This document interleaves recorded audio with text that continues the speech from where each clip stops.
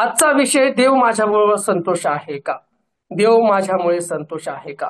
किंवा माझ्या कुटुंबावर किंवा माझ्या वैचारिक जीवनावर आज जे दैनिक जीवन मी जे जीवन जगत आहे त्या जीवनावर देव आनंदित आहे का? देव संतुष्ट आहे का? ह्या गोष्टीचं परीक्षण करणं खूप गरजेचं आहे. शास्त्रामध्ये काही गोष्टी करिंदकराच्या पत्रामध्ये लिहून ठेवलेल्या आहे. जे आम्ही ज्या गोष्टी पाहतो त्या गोष्टी आम्हाला त्या गोष्टीतून शिकण्यासारखं भरपूर असं काही आहे. कारण आम्ही जर आमचं जीवन जगत असतो परंतु आमचं ध्यान किंवा त्या गोष्टीचा विचार करणं खूप गरजेचं असतं. कारण ज्यावेळेस आम्ही जे काही कामं करतो ते देवाला आवडतात का? किंवा आम्ही जी काही प्रार्थना करतो ती प्रार्थना देवाला मान्य आहे का? अशी काही प्रार्थना केल्या लोकांनी की जे देवाला मान्य नाही. कधी कधी आम्ही आमच्या संसारासाठी आमच्या हालचालीसाठी किंवा आम्हाला आनंद मिळेल किंवा आम्हाला त्या गोष्टीतून काहीतरी मिळेल ह्या आमच्या प्रार्थना असतात. परंतु अशा प्रार्थना की ज्या प्रार्थना देवाच्या कामासाठी, देवाच्या गौरवासाठी, देवाच्या आराधनेकरिता, देवाच्या प्रार्थनाकरिता त्या यशस्वी ठरतात. आणि त्या प्रार्थनाकडे, त्या मागण्याकडे आम्हाला थोडंसं लक्ष दिलं पाहिजे. ज्या ज्यावेळेस आम्ही परमेश्वराकडे मागतो परमेश्वर आम्हाला देतो. कारण शास्त्र सांगते तुम्ही मागा म्हणजे तुम्हाला मिळेल. परंतु आम्हाला जे मिळेल त्यातून आम्ही देवाचं गौरव करतो का? देवाला धन्यवाद देतो का? देवाचे आभार मानतो का? प्रियांनो, आज या सकाळच्या वेळेस आम्हाला त्याच्या चरणाजवळ घेतलं ही किती गौरवाची, किती आनंदाची गोष्ट आहे. आज बरेच लोक अनेक गोष्टीला झुंज देत आहे. आज बरेच लोक संकट अवस्थेत आहे. आज बरेच लोक प्रवासात आहे. आज बरेच लोक कामाच्या ठिकाणी आहे. परंतु आज त्याने आमच्यावर दया केलेली आहे, आमच्यावर प्रेम केलेलं आहे आणि म्हणून आज आम्ही त्याच्या चरणाजवळ आहे. प्रियांनो, आमच्या जीवनातला अनमोल क्षण, अनमोल गोष्ट, अनमोल प्रत्येक काही जे असेल या सर्व गोष्टींना माझा परमेश्वर संतुष्ट आहे का याचा विचार करणं तितकंच गरजेचं आहे. आमच्या जीवनामध्ये येणाऱ्या प्रत्येक गोष्टी या नाहीशा होणार आहे. तुमचं जीवन हे वाफेप्रमाणे आहे, ते नाहीशा होणार आहे. परंतु जे मर्यादा, जे वेळ, जे काळ जो परमेश्वराने मला दिलेला आहे त्या वेळेमध्ये माझ्यामुळे परमेश्वर संतुष्ट आहे का यावर विचार करणं फार गरजेचं आहे. आम्ही येऊया करिंदकराचा याचा पहिले पत्र याचा अध्याय 10 आणि काही वचन, त्या वचनामधून इस्रायल लोकांसोबत जे काही घडलं त्याची थोडीशी जी काही घटना आहे त्या घटना आधारित आम्ही 4 गोष्टी आम्ही पाहणार आहोत. या माझ्या बरोबर करिंदकराचं पत्र याचा अध्याय 10 आणि वचन 5 मी वाचतो. करिंदकराचं पत्र पहिले पत्र याचा अध्याय 10 आणि वचन 5 मी वाचत आहे. तरी त्यांच्यापैकी बहुतांकाविषयी देव संतुष्ट नव्हता, यामुळे त्यांचा रानात नाश झाला. आम्ही हे जे लोक पाहतो किंवा आम्ही ही जी काही गोष्ट पाहतो प्रियानो, आम्हाला माहिती आहे ही जुन्या करारामध्ये नमूद केलेली आहे. परंतु नवीन करारामध्ये ह्या गोष्टीतून, ह्या वचनातून परमेश्वर आम्हाला काहीतरी शिकवत आहे, काहीतरी आम्हाला सांगत आहे, काहीतरी आम्हाला डेडिकेट करत आहे, काहीतरी आम्हाला मार्गदर्शन करत आहे.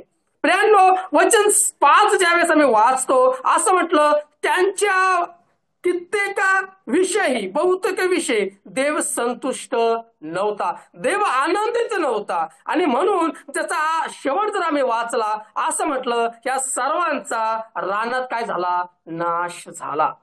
जर देव माझ्यामुळे संतुष्ट नाही किंवा देव माझ्यामुळे खुश नाही प्रियांनो, तर हा नाश ठरलेला आहे. आणि इस्रायल लोक जे याकोबाचं वंशज आम्ही जे पाहतो, हे जे गुलामगिरीमध्ये फसलेलं होतं याला बाहेर काढण्यासाठी देवाने, परमेश्वराने किती काटोकाट प्रयत्न केला. कसं तरी त्या मोशेला तो दृष्टांत घडला आणि मोशेला म्हटलं की सर्व जे गुलामगिरी जे फसलेले लोक आहे यांचा आक्रोश माझ्याजवळ आलेला आहे आणि माझं अंतःकरण म्हणतं की यांना त्या गुलामगिरीतून, त्या जुवातून, त्या संकटातून याला बाहेर काढावं. आणि मी तुला सांगतो की तू जा आणि त्यांना बाहेर काढ. परंतु या लोकांना ज्यावेळेस मोशेने, अहरोनने बाहेर काढलं आणि बाहेर काढल्यावरती या लोकांची अवस्था बदलली, यांचे विचार बदलले, यांची मर्यादा ओलांडली. आणि म्हणून म्हटलं यांच्यामुळे देव संतुष्ट नव्हता, यांच्यावर देव संतुष्ट नव्हता आणि म्हणून यांचा त्या रानामध्ये काय झाला? नाश झाला. प्रियांनो, ह्या बाबतीमध्ये यांच्यामध्ये ज्या 4 गोष्टी आहेत, त्या 4 गोष्टी देव संतुष्ट नव्हता. त्या 4 गोष्टी ज्या आहेत त्यावर देवाला आवड नव्हती. त्या 4 गोष्टी कोणत्या आहेत ती 7व्या वचनामध्ये मी गोष्ट वाचतो. त्यांच्यापैकी कित्येक मूर्तीपूजक होते. शास्त्र सांगते जे लोक गुलामगिरीमध्ये फसले होते आणि गुलामगिरीच्या अवस्थेतून ज्यांना बाहेर काढलं त्यांच्यापैकी कित्येक जण मूर्तीपूजक होते. ज्या मोशेने, ज्या हरोनने ज्या लोकांना बाहेर काढून एका चांगल्या ठिकाणी त्यांना आणलं, परंतु त्या लोकांबद्दल असं म्हटलं त्यांच्यात कित्येक जण मूर्तीपूजक होते. तसे तुम्ही होऊ नका. लोक खावयास प्यावयास बसले असं म्हटलं की त्यांच्यामध्ये बरेच मूर्तीपूजक होते आणि शास्त्र सांगते तसे तुम्ही होऊ नका. आज आम्हाला प्रत्येक जणाला हा बोध आहे. प्रियांनो, आमचं रोजचं जीवन जगत असताना ह्या गोष्टीचं भान किंवा ह्या गोष्टीकडे लक्ष देणं किती गरजेचं आहे. माझ्या जीवनातून, या विश्वासणाऱ्या जीवनातून कोणती मूर्तीपूजा होते का?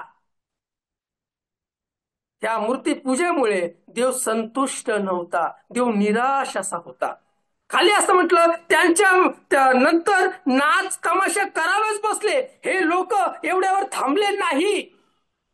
यांच्यात चेंजेस झालं, यांच्यात बदल झाला आणि असं म्हटलं यांच्यातले बरेच लोक नाच तमाशा करायला बसले. हे देवाच्या विरोधात आहे प्रियांनो.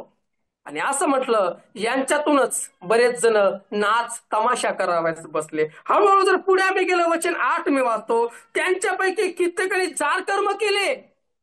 हे लोक नाच तमाशा केले, मूर्तीपूजा केली आणि थांबले नाही. असं म्हटलं यांच्यातून कित्येक जणांनी जार कर्म केले जे तेही देवाच्या विरोधात आहे. प्रियांनो, कसं काय परमेश्वर संतुष्ट होईल? कसा काय परमेश्वर आमचा हर्षित होईल? कसा काय परमेश्वर आमचा आनंदित होईल? प्रियांनो, ज्या लोकांकरिता एवढं मोठं देवाने षडयंत्र रचलं की त्या मोशेला, आरोनला ती काढण्यासाठी किती पिढ्यातून जावं लागलं, किती भयानक त्यांना त्या प्रत्येक गोष्टीला तोंड द्यावं लागलं. परंतु ह्या लोकांबद्दल मी ज्यावेळेस वाचतो असं म्हटलं हे कित्येक मूर्तीपूजक होते, हे नाच तमाशा करणारे होते आणि कित्येक जण जार कर्म करणारे होते. ज्या जार कर्माने आमचा परमेश्वर कधीही संतुष्ट होणार नाही. त्या नाच तमाशाने आमचा परमेश्वर कधी संतुष्ट होणार नाही. प्रियांनो, आणि ह्या लोकांबद्दल असं म्हटलं की त्या मूर्ती पूजेमुळे आमचा देव संतुष्ट नाही. आम्ही पुढे वाचूया. वचन 8 मी पुन्हा वाचतो. त्यांच्यापैकी कित्येकाने जार कर्म केले, ते एका दिवसात 23,000 लोक मरून पडले. पुढे असं झालं की जार कर्म केल्याने लोक मरून पडले. मूर्तीपूजा केल्याने लोकांचा रानामध्ये नाश झाला. जे देवाच्या विरोधात वागतो, जो देवाच्या विरोधात काही गोष्टी करतो, त्याचा नाश होतो. प्रियांनो, ही गोष्ट आम्हाला या जीवनामध्ये समजणं फार गरजेचं आहे. कधी कधी आमची विश्वासणाऱ्या जीवनामध्ये हुकून चुकून काही चुका करतो, त्या चुकावर पांघरून घालण्याचं काम करतो. प्रियांनो, पांघरून घालून चालणार नाही. त्या प्रत्येक गोष्टी, त्या प्रत्येक ज्या काही गोष्टी असेल ज्या आमच्या जीवनामध्ये जे देवाला संतुष्ट करणारे नाही, त्या सोडून देण्यासाठी आम्हाला तयार होणं फार गरजेचं आहे. त्या सोडून द्या. परमेश्वराजवळ या, शरण व्हा. प्रभू, माझ्याकडून चुकलं, मला क्षमा कर, हे माझ्या हातून होऊ नये, तू म्हणून माझी मदत कर, ही आमची प्रार्थना दररोज आणि दररोज असणं फार गरजेचं आहे. या लोकांबद्दल आम्ही पाहतो, हे लोक मूर्ती पूजा करणारे होते, हे नाच तमाशा करणारे होते, हे लोक जार करणारे होते आणि म्हणून असं म्हटलं 23,000 लोक मरून पडलेल्या मी पाहतो. पुढे असं म्हटलं तेव्हा आपण जार मग करू नये, हा देखील आम्हाला यामधून बोध आहे. प्रियांनो, नवीन करारामध्ये ही जी काही गोष्ट आम्ही वाचतो किंवा पाहतो यातून शिकण्यासारखं आहे. आम्हाला प्रत्येकाला हा बोध आहे की आम्हीही जार कर्म करू नये. वचन मी 9 वाचत आहे. त्यांच्यापैकी कित्येकाने प्रभूची परीक्षा पाहिली, जार कर्म केले, नाच तमाशा केली, मूर्तीपूजा केले. एवढंच नाही तर असं म्हटलं त्यांच्यातील कित्येक जणांनी प्रभूची परीक्षा पाहिली.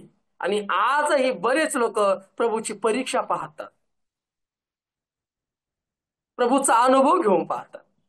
प्रभू कसा आहे, ही तर आनंदाची गोष्ट आहे. प्रभू म्हणतो मी कसा आहे, मी चांगला आहे याचा अनुभव घेऊन पहा. पण अनेक गोष्टीमध्ये प्रभूचा अनुभव घेण्यास तयार होतात. मला हे पाहिजे, मला ते पाहिजे. जर असं तू असेल तर तू सत्य आहे किंवा तू जिवंत आहे, तू असा आहे. प्रियानो, ही जे गोष्टी आमच्या जीवनामध्ये घडते, हे ज्या काही गोष्टी आमच्या मुखामध्ये आमच्या कर्णामध्ये शिरतात, तर आजही आमच्या अंतःकरणामध्ये पाप आहे. आणि या पापामुळे, या आमच्या आत्म्यामुळे ते संतुष्ट नाही. या सर्व गोष्टी आम्ही सोडून दिल्या पाहिजे. आमचा ठाम विश्वास पाहिजे. नोहासारखा. नोहाने त्याच्या आयुष्यात कधी पाऊस पाहिला नाही, परंतु तो देवाच्या परमेश्वराच्या शब्दानुसार जगला, त्याच्या म्हणण्यानुसार वागला, त्याच्या वचनानुसार त्याने आपलं जीवन ठरवलं. आणि त्याच्या म्हणण्याप्रमाणे त्याने तारू तयार केला. आणि शास्त्र सांगते तर तारू नाही तर ते तारणासाठी त्याने तयार केलं. आणि त्या तारूमुळे त्याचं अख्खं कुटुंब वाचलं. त्याने जगाला दोषी ठरवलं केवळ त्याच्या विश्वासामुळे, त्याच्या नीतिमत्वामुळे. जर आमच्यात विश्वास असेल, जर आमच्यात नीतिमत्व असेल, तर आम्ही कधीही प्रभूची परीक्षा पाहणार नाही. असं म्हटलं की यांनी काय केली, प्रभूची परीक्षा पाहिली आणि ते सापाच्या योगे नाश पावले. सापाचं चित्र आम्ही हे पापाचं परिवृत्त चित्र पाहतो. आणि असं म्हटलं, ज्या ज्या लोकांनी प्रभूची परीक्षा पाहिली त्यांचा नाश हा सापायोगे झाला मी पाहतो. आणि वचन मी 10 वाचतो, त्यांच्यापैकी कित्येकाने कुरकुर केली आणि ते सहारकर्त्याकडून नाश पावले. तेव्हा तुम्ही कुरकुर करू नका. बरेच जणांनी प्रभूची परीक्षा पाहिली आणि असं म्हटलं की बरेच जण कुरकुर करू लागले. आज आमच्यामध्ये आम्ही कुरकुर करतो का? आज आम्ही प्रभूची परीक्षा पाहतो का? आज नाच तमाशाकडे, इंटरनॅशनल जे काही गोष्टीकडे, त्याकडे आमचं जास्त लक्ष आहे का? या सर्व गोष्टीचं परीक्षा करणं खूप गरजेचं आहे प्रियांनो. आणि आज विचार करूया, देव माझ्यामुळे संतुष्ट आहे का? या 4 गोष्टी करिंथकरच्या पत्रामधून आमच्याकरिता बोध अशा आहे. या 4 गोष्टीचं आज आम्ही मनन करूया. एक, आमच्यामध्ये मूर्तीपूजा आहे का? माझ्या दिवसभरामध्ये कोणती मूर्ती पूजा होते का? दुसरी गोष्ट, माझ्या जीवनातून कोणते नाच तमाशा होते का? ज्या गोष्टी परमेश्वराला आवडत नाही त्या गोष्टी माझ्या जीवनातून होत्या का? तिसरी गोष्ट, माझ्या जीवनातून 4 कर्म होते का? चौथी गोष्ट, मी प्रभूच्या जीवनातून माझ्या दैनंदिन जीवात जगत असताना मी कधी कधी प्रभूची परीक्षा पाहतो का? आणि चौथी गोष्ट, माझं जीवन जगत असताना जे विश्वासाचं जीवन प्रभूने मला दिलेलं आहे, जे वेळ, जे काळ, जे प्रभूने माझ्या आयुष्याला जोडलेलं आहे, या जीवनामध्ये मी परमेश्वरासोबत कुरकुर करतोय का? या 4 गोष्टीचा विचार करणं खूप गरजेचं आहे प्रियांनो. आणि असं म्हटलं, ज्यांनी प्रभूची परीक्षा पाहिली त्यांचा नाश झाला. ज्यांनी मूर्तीपूजा केली त्यांचाही नाश झाला. ज्यांनी नाच तमाशा केला त्यांचाही नाश झाला. आणि ज्यांनी कुरकुर केली त्यांचाही सहाय्य न करता त्यांचा नाश झाला मी पाहतो.